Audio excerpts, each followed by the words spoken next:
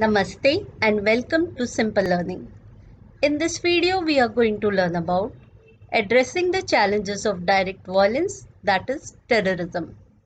इस वीडियो में हम टेररिज्म को किस प्रकार से पीस एजुकेशन चैलेंज कर सकता है उसके बारे में पढ़ेंगे. So let us begin. Very first, let us know what is direct violence. Direct violence hurts people. It leads to physical injuries, sometimes also leading to loss of lives.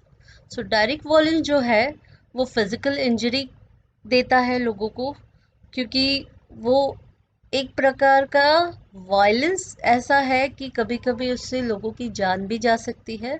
Also लोगों के साथ साथ अदर लिविंग क्रीचर्स की भी जान जा सकती है ये वायलेंस की वजह से. Coming to terrorism. Terrorism is a deliberate creation and exploitation of fear to achieve a political goal. So terrorism क्या है? ये एक deliberately किया हुआ ऐसा कार्य है जिसमें लोगों के अंदर डर पैदा किया जाता है, लोगों को परेशान किया जाता है, लोगों को हर्ट किया जाता है, फिजिकली इंजर्ड किया जाता है, ताकि उसके पीछे जो भी पॉलिटिकल गोल है वो अचीव हो सके. Continuation. Terrorism is the serious threat to the world peace. It is necessary to eradicate terrorism and this can be done by education. So जो terrorism है हम सभी ने देखा है, हम सभी ने कहीं ना कहीं ये पढ़ा है. इवन कभी कभी हमारे पेरेंट्स ने या हमारे कोई फैमिली मेम्बर्स या दूर के रिश्तेदारों ने ये टेररिज्म हमने सही में एक्सपीरियंस भी किया है. सो ये एक सीरियस थ्रेट है वर्ल्ड पीस के लिए. सो इसको हटाना, इसको इरेडिकेट करना बहुत ज़रूरी है. when we are talking about global peace, when we are talking about globalization, तो ये जो टेररिज्म है उसको निकालना बहुत ज़रूरी है.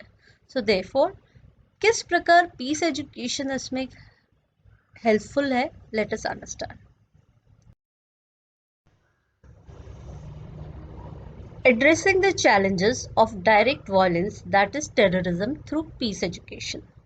So अब आने वाली स्लाइड्स में हम देखेंगे कि किस प्रकार with the help of peace education हम ये डायरेक्ट वायलेंस जो कि टेररिज्म है उसको एड्रेस कर सकते हैं. Addressing the challenges of terrorism, let us see the very first point.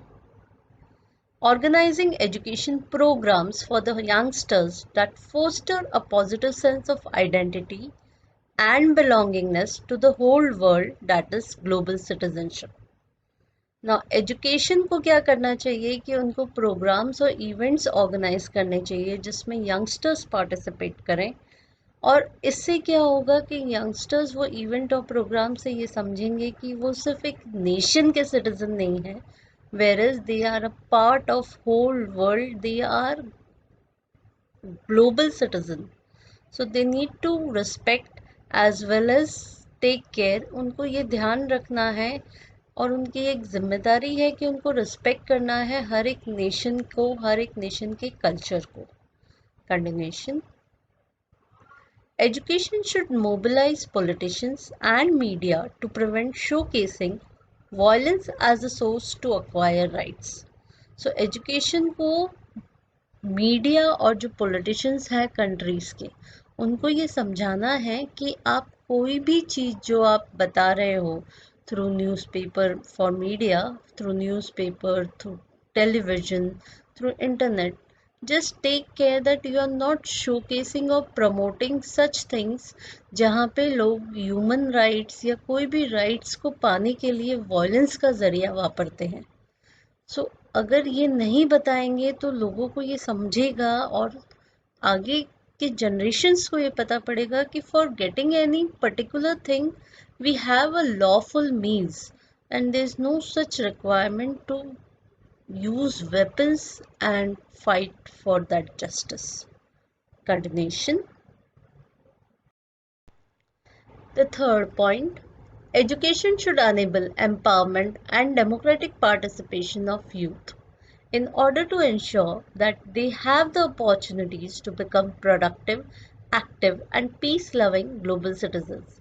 So education को अगर उनके जो यंगस्टर्स हैं उनको प्रोडक्टिव, एक्टिव और पीस लविंग ग्लोबल सिटीजन्स बनाना है, तो ये एजुकेशन को इंश्योर करना चाहिए कि वो ऐसी अपॉर्चुनिटीज़ दे जिससे यूथ एम्पावरमेंट हो, एज वेल एज एक डेमोक्रेटिक पार्टिसिपेशन यूथ करे. Continuation. Teaching social sciences, civic education, and culture ensures that the young people are aware about their rights as well as their duties as the citizens and also as human beings. So हमें ये जो तीन areas है, that is social science, civics education and culture, ये पढ़ाना बहुत ज़रूरी है. इससे क्या होगा, स्टूडेंट्स को एक तो समझ में आएगा कि उनके राइट्स क्या है, साथ ही साथ what are their duties as a citizen and as well as a human being, उनकी ड्यूटीज़ क्या है उन्हें समझ में आएगा, ताकि वो करेक्ट दिशा में सोच सके और बिहेवियर ला सके. Let us continue with the fifth point.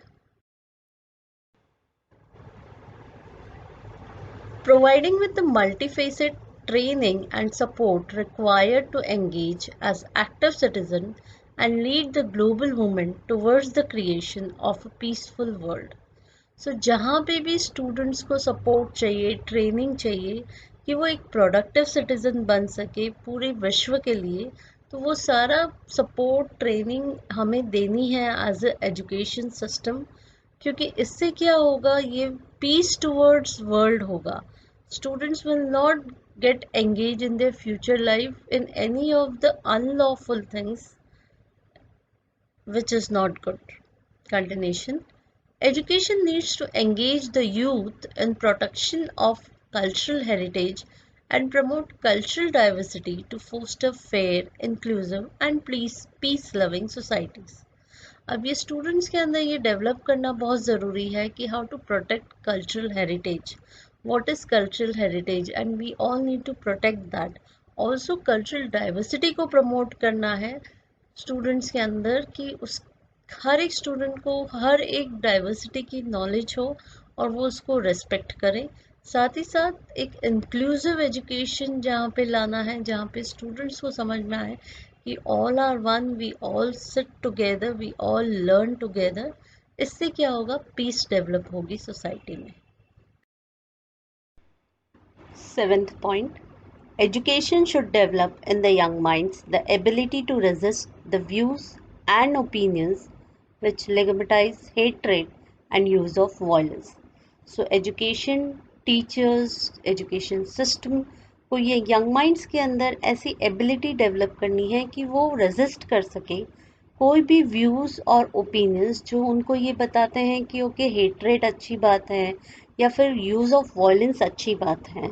तो यहाँ पे हमको एज ए एजुकेशन सिस्टम ये डेवलप करना बहुत ज़रूरी है स्टूडेंट्स के अंदर कि they need to understand and resist, stop the view points which says कि okay you can use violence.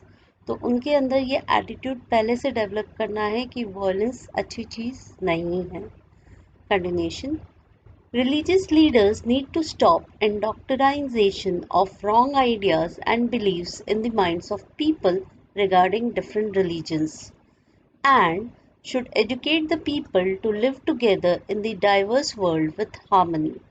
जो रिलीजियस लीडर्स हैं, अगर वो बाय मिस्टेक कोई रॉन्ग आइडियाज़ और बिलीव्स डेवलप कर रहे हैं लोगों के मन में रिगार्डिंग अलग अलग रिलीजन्स, तो यहाँ पे उनको ये चीज़ बिल्कुल नहीं करनी चाहिए. इंस्टेड उनको एडुकेट करना चाहिए सभी लोगों को कि सभी लोग मिलजुल के साथ में रहें और एक हार्मनी डेवलप करें, वर्ल्ड पीस की तरफ आगे बढ़े. Next. Continuation. Ninth point. Education should develop students' capacity to think critically and rationally, to learn by inquiry and to verify facts so that they do not fall prey to one-dimensional views of the situation propagated by violent extremist people.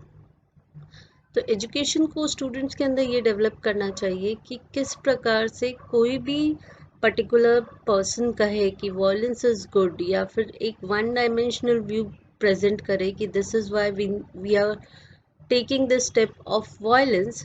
So students के अंदर ये critical thinking आनी चाहिए, rational thinking आनी चाहिए। They need to ask question and verify by inquiring that whether what details other people are giving, is it correct or not? Should I go with them or should I not go with them, because this is what is the step of violence they are using, which is not correct.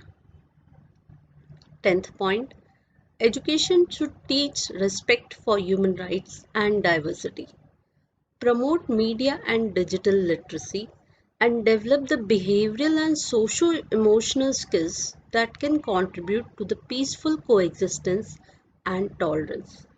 So education को students को ये बताना है कि human rights क्या है और किस प्रकार से उस ह्यूमन राइट्स को रिस्पेक्ट करना चाहिए। साथ ही साथ डाइवर्सिटी के बारे में एक पॉजिटिविटी फैलानी है कि people are diverse, there are individual differences, societies are diverse, environment is diverse, nations are diverse, and we need to respect those diversity. Also students को digital as well as media literacy ये देना बहुत ज़रूरी है कि कौन सा media सही न्यूज़ दे रहा है, सही डिटेल्स दे रहा है, इंफॉर्मेशन दे रहा है, how to take care that just looking at the news or the any particular digital information, the person should not get violent attitude. साथ में develop behavioural and socio emotional skills, तो students के अंदर ये skills develop करना बहुत ज़रूरी है कि अपने इमोशंस को किस प्रकार मैनेज करना है correctly, so that they will be a peaceful existence.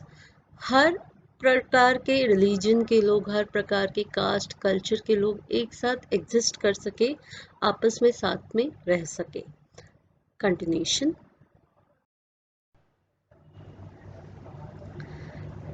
11th point, educating the young minds to develop their affective domain by teaching them soft skills, ways to manage their negative emotions, and develop in them the feeling of empathize with others. So यहाँ पे हमें वापस peace education को soft skills develop करनी है students के अंदर, ways to manage negative emotions. Yes, anger आ सकता है, यस हेट्रेड आ सकता है, but how to manage those negative emotions so that there will be always a feeling of empathy for each other. Last point, rehabilitating the youths who were involved in terrorist activities through proper counseling sessions, peace education, meditation, vocational education and many more. So जो youth जो है, जो गलत दिशा में चले गए किसी कारण से, टेररिस्ट की दिशा में जा रहे थे, but later they were again been taken care. So यहाँ पे उनको एजुकेट करना कि how to take care of their own lives, how to live a respectful life by giving them vocational education, also providing them counseling and meditation and various peace education sessions. So this is all about the 12 different ways through which education or peace education can challenge terrorism in the nations. Finally, so to conclude, education is the world's vaccine against terrorism. So let's educate to have peace in the world. So हमें education देना है ताकि ये जो terrorism है वो पूरी तरह से eradicate हो जाए, पूरी तरह से हट जाए, because education ही एक ऐसा vaccine है जो terrorism को पूरी तरह से उसके root cause से हटा सकता है. So we need to educate people, we need to educate our coming future generation, we need to educate youngsters so that there will be peace in the world. I hope आपको ये content समझ में आया हो. Thank you. नमस्कार.